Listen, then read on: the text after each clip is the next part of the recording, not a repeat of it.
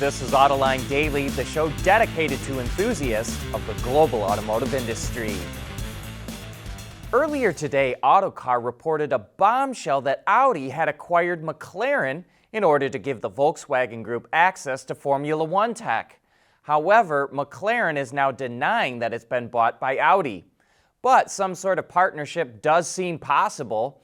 In response to the report, Audi told Reuters, quote, "As part of our strategic considerations, we are constantly looking at various cooperation ideas." McLaren has been struggling financially, so teaming up with Audi would give it access to the resources it needs. As we reported last week, Toyota was one of several automakers that declined to sign a pledge for all new vehicle sales to be zero-emission globally by 2040. Toyota says there's still large parts of the world that aren't ready for zero-emission vehicles, and it's one of the few automakers that hasn't made a huge commitment to full BEVs. That's why Toyota is now touting its hydrogen internal combustion engine vehicle. The company has been testing the engine in a Corolla Sport race car. Unlike a fuel cell system, it does not rely on a chemical reaction to generate electricity to power the car. Instead, the engine burns hydrogen as a fuel, similar to a gasoline engine. But it's not technically a zero-emission vehicle since it creates a small amount of emissions and trace amounts of NOx. However, Toyota sees the technology as a way to greatly reduce emissions and as a way to preserve jobs for workers who build internal combustion engines and components. And in related news, Toyota formed a partnership with Kawasaki, Subaru, Mazda, and Yamaha to expand options for producing, transporting, and using fuel in order to achieve carbon neutrality in racing. The collaboration will focus on participating in races using carbon-neutral fuels, as well as the possibility of using hydrogen engines in motorcycles and other vehicles. We want to know what drives your testing. OTA, connected car, diagnostics, remote testing. Intrepid Control Systems is here to help you work from anywhere. Intrepid Control Systems, driven by your data. Mobility is becoming electric, connected, and autonomous, just like the manufacturing world. But will always be one thing: a reliable partner for our customers.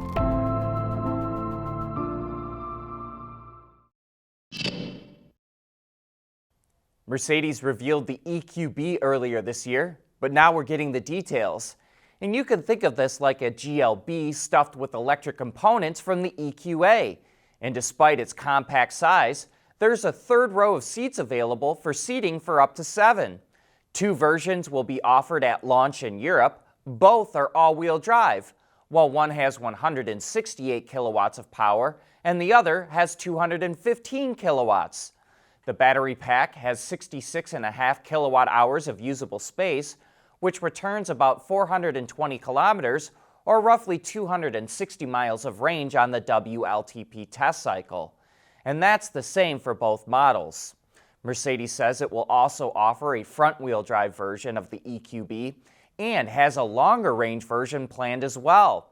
In the design department, the EQB is distinguished by a glossy black grille, unique LED lighting, 2 large display screens combined into one unit, and Mercedes' signature turbine air vents. Production has already kicked off. The EQB is being made in China for China and in Hungary for everywhere else. Acura has been teasing the all-new Integra, and now here it is. It certainly wears the Acura look, but features unique LED lighting in the front and rear, Brembo brakes with bright yellow calipers, as well as a more muscular and aggressive rear end to make it look wider. Under the hood of the Integra is a turbocharged 1.5-liter engine, and while it didn't reveal output, the power will be fed through a 6-speed manual transmission. And despite the design being done in Japan, the Integra will be made in the US for the first time.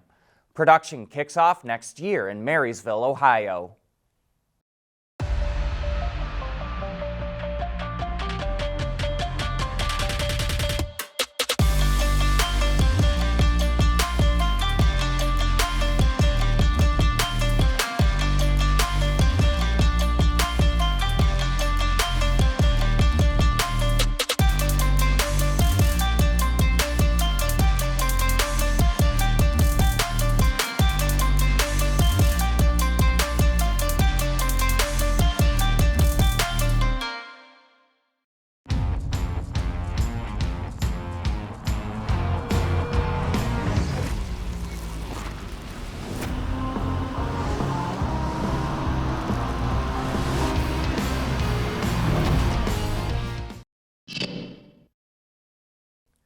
Chinese EV maker NIO built its first battery swapping station outside of China.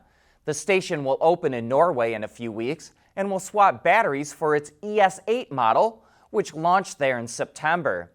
NIO plans to open 20 swapping stations in Norway by the end of 2022, and Germany is next on its list.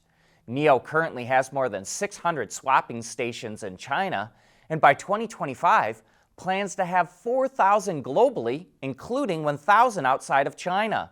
The stations can swap 312 batteries a day, or an average of every 4.6 minutes. Ford is adding a couple of options to the Mustang lineup. First up is a new paint color for the GT500 called Code Orange, which is exclusive to Ford performance vehicles. Sticking in the paint department, a new Heritage Edition is also available on the GT500 and comes in an exclusive Brittany blue color with either hand-painted or vinyl white stripes. The package with vinyl stripes costs an additional $2,140 over MSRP, which is nearly $74,000, while the hand-painted version costs over $12,000 more. Lastly is a nearly $2,000 package for EcoBoost Mustangs called Coastal Limited Edition that includes 19-inch wheels, unique vinyl striping that goes down the side and over the hood, a rear spoiler, lighted sill plate, and special badging. Sales kick off in the spring. But that's it for today. Thanks for tuning in.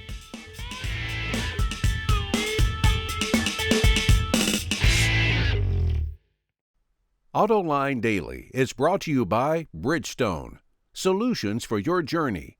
Intrepid Control Systems, over-the-air engineering, boost your game. Scheffler, we pioneer motion. And by Magna.